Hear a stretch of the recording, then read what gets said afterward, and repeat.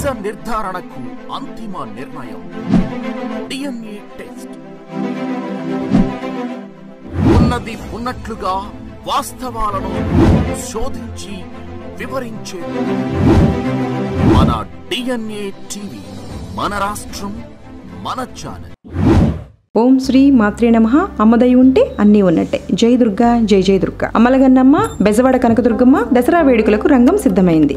ఇంద్రకీలాద్రిపై నెలకొన్న అమ్మవారు దసరా వేడుకలకు సందర్భంగా భక్తులకు విభిన్న రూపాల్లో దర్శనమివ్వబోతున్నారు.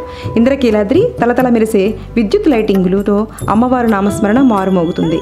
అమ్మవారి ఉత్సవాలకి రాష్ట్రంలోనే కాకుండా దేశం నలుమూల నుంచి వచ్చే భక్తులకు ఎటువంటి ఇబ్బందులు లేకుండా అమ్మవారి దర్శనం చేసుకునే విధంగా ప్రభుత్వం ఏర్పాట్లు చేసింది. పోలీస్ కమిషనర్ రాజశేఖర్ బాబు, ఎన్టీఆర్ జిల్లా కలెక్టర్ లక్ష్మీషా, ఈవో సీనా నాయక్ దసరా ఉత్సవాలపై ప్రత్యేక దృష్టి పెట్టనున్నారు.